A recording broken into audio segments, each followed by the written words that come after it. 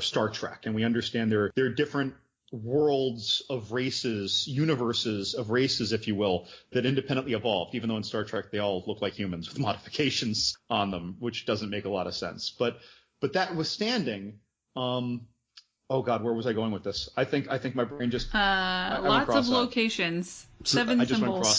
Star Wars, Star Trek, they have a lot of places, but then you made a gag about Star Trek just having humans with mops on their heads being aliens. I really don't know where I was going with that. You know, I actually... Oh my God. I read a sci-fi book that sort of explained that phenomenon in a lot of worlds where they're bipedal and they look human, because the original old gods were like, we're going to create all these things that look like us.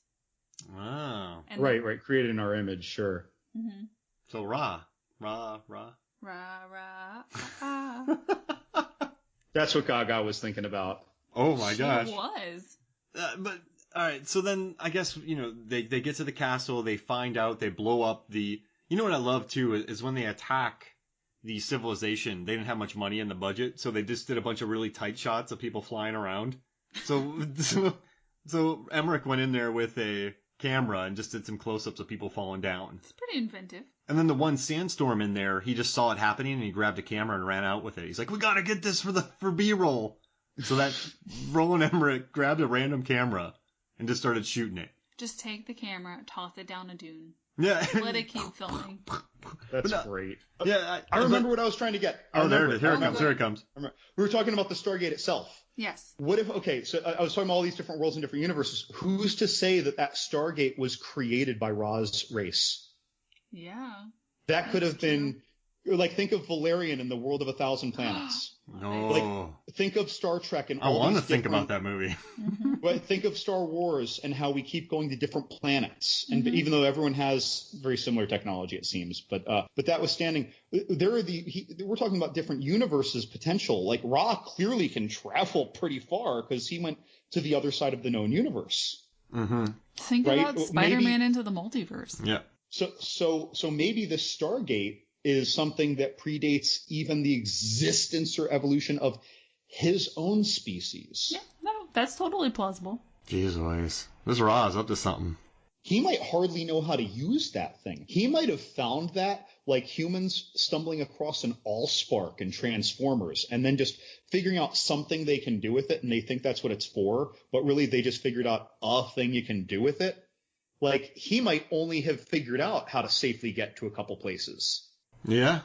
And he needs he might not be just putting in wherever he wants to go. He might be like, wait, if I get this wrong and I don't, know the orbits of some of these universes or something where there might be debris from an old war of spaceships, I could teleport right into debris and get destroyed. Or maybe their technology circumvents that. I really have no idea. I'm hand waving now, guys. Think of all of the fandom crossover possibilities if a different studio acquired it. Yeah, this goes over to Disney. Could be part of any fandom. X-Men versus Stargates, they'd be everywhere. Bring Kurt Russell back as O'Neill. Oh, the Benedict Cumberbatch, the Doctor Strange. Yeah, he opens up his own Stargates. And Ra's just there. What? I kind of like the idea of Ra having more agency, though. Because Ra does willy-nilly brain melt one of the warriors. He Shang Tsung's one of the warriors. Yeah, Shang Tsung's one of them. So they must have spare henchmen around. Because these henchmen, they have a pretty heavy workload. They got to know how to fly. You have to train these ones. You can't just pick up. We're only aware of the existence of about 4 of them. Mm-hmm. I mean, he could power the ship with intention and magic. I guess it is magic. He's a god. At the end, Who is to limit a god? They didn't show Ra's death scene, and the audience were like, we need to see Ra die. So at the last minute, they filmed Ra's face melting. That was cool. A papier-mâché alien or something that was air cannoned in slow-mo. They didn't even have that. And the audience was like, you need to kill him. You need to kill Jay Davidson. We need to make sure he died in that world-destroying cataclysm. Yeah. You just see a parachute in the offset. You got me this time, Kurt Russell. I'll be back. You make it more hokey, like the end of an Inspector Gadget episode. I'll get you next time, Gadget. Like Dr. Claw. Kurt Russell. It's French How Stewart. many of our listeners right now are saying, what on earth is Inspector Gadget? French Stewart played Inspector Amazing. Gadget in the sequel. Go Oh, Gadget dear. Finger. Yep. And that was French Stewart in the sequel, played by, and then Matthew Broderick in the first one. Yeah. How Wow. far he has I watched the fallen. cartoon. Yeah, I mean, Kurt Russell should have played him. But no, I guess, this movie came out in 94.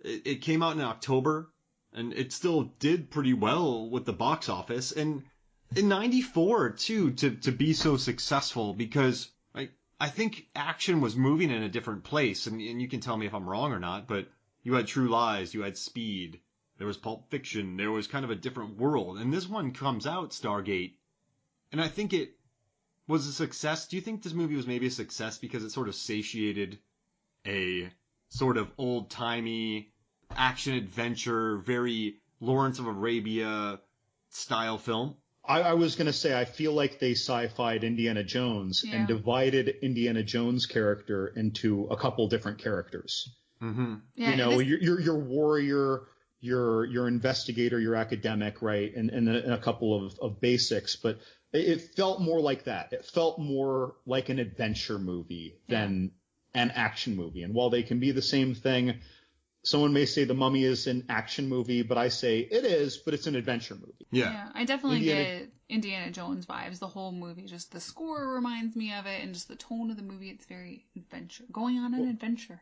We're responding more to the scale of the results of their actions than the scale of how their actions look themselves. Say it again. Okay, we're responding more to the scale of the result of their actions. What are they saving? Who are they up against, and what are they saving, and what's at stake, rather than what the fight scene looks like, if you will. The action itself is not impressive. It is what is at stake and what the result of the action is. That's what, in my head, makes an action movie into an adventure movie. And you know what's interesting that you say that? I think when studios make good adventure movies, such as Stargate, The Mummy with Brendan Fraser, or National Treasure, they are... Expendables 3. Yeah, well, love that movie. They're blockbusters. I mean, the first Mummy was a legit blockbuster. National Treasure was number one at the weekend all through Christmas in 2004. 3 weekends in a row was number one. And it pulled in, I think 300-some million worldwide. Stargate, at the end of the day, did 200 million worldwide. Now add that up with inflation.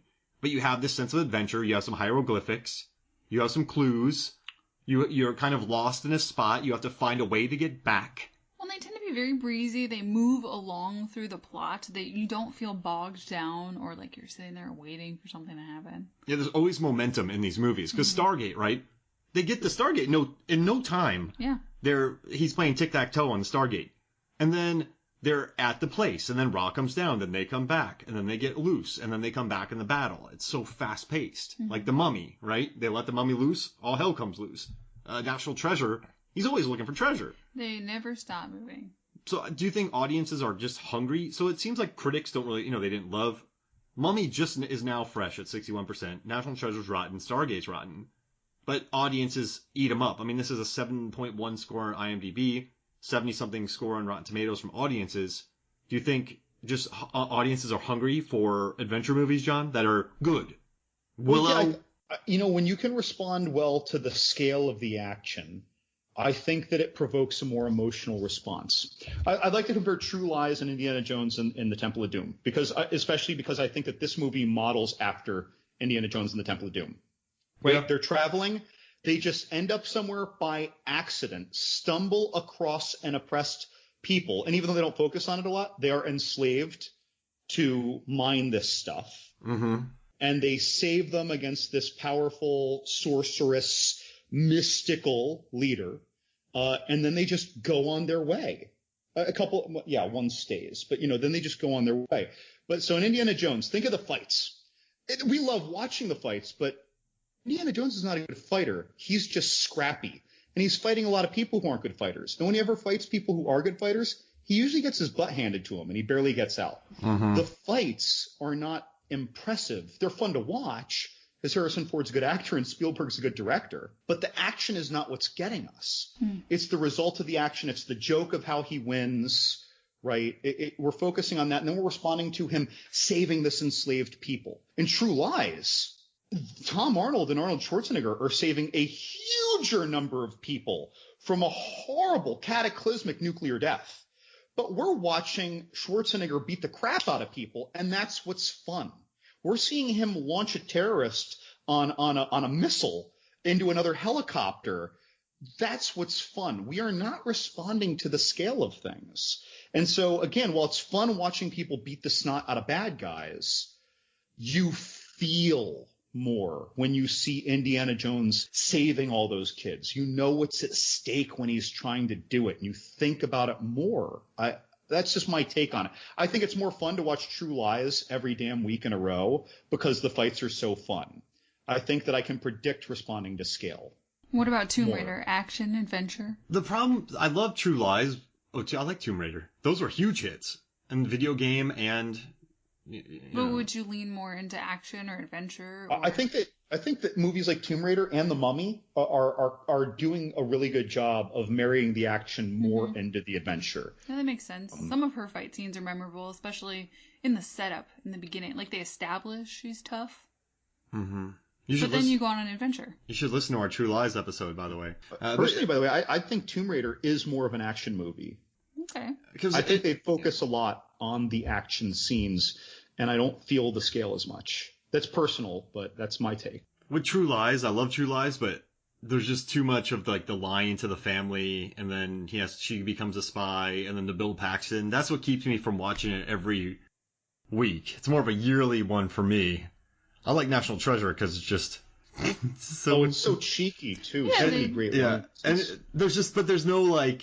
There's no drama really with the characters. The story itself is sort of. And that's not a knock on True Lies, but I guess it's for me why I love adventure movies, right? Like I just like Deep Blue Sea. There's really no drama. It just goes. The stuff in True Lies, those are almost like asides from the adventure. Yeah, because he has to get his wife, and there's Bill Paxton in there. It's not as linear. It's more of a zigzag. Maybe that's why I like the movies I like the most are just hand motions on a podcast. Hey now, but no, this was fun. Right, so before we get out of here, I want to get your okay, Megan, John, your top 2 favorite moments from Stargate. Oh God, top moments from Stargate. This is immensely difficult. I really do. I don't know why. Every time I watch the movie, I'm so charmed by James Spader when he says, when everyone's just so sick that they have to set up camp there, oh, look at everyone tense. That's nice. Like, that's an odd character moment. It's very charming. And even if that was written in the script already, the line delivery, the reading of that was just so there. It was perfect. So for me, that would be one. I love it. Meg, what's one of your 2 favorite parts? Probably the scene where Kurt Russell is talking to the tribal kids looking for James Spader, and he's just, he's going through the motions. He's got the glasses, and he's doing, and they're just mimicking him because they don't know what he's getting at, and then he gets the bak, and it's just such a charming moment. It's little character bits we're talking about. I like it. Well, it gives him a little bit more personality too. I saw so many reviews that just described him as square-jawed, steely-eyed. Blue-eyed, steel-jaw. Yeah. Curdy Russ. But he's got personality there, and that's fun. And then hey, what's up? All right, John, what's your second favorite? Again, it's a very subtle thing, but when they say, wait, hold on, but we haven't seen that symbol on the device. Jackson says, what device? General looks at Colonel O'Neill. Oh no, this is going to be my second one. He just calmly looks over at Colonel O'Neill. Colonel O'Neill, who always has a damn cigarette in his hand, just does this really subtle, like, half hand motion, like, show him. But he just does that little motion, and they just raise the whiteboard. And you see, and this combines into another thing that I like that is sort of separate, is that when all of a sudden you reveal that they've been researching the Independence Day spaceship, when all of a sudden you realize they've been working on the Starship, the Stargate, and there are all these people who are in the middle of working round the clock. And if Jackson didn't discover this, they still would have been there working round the clock, doing things, and they just stroll in, and you know the whole team's there working on the little machines. Like, but yeah, that little Kurt Russell, the subtle Kurt Russell hand motion with the cigarette, it's so lackadaisical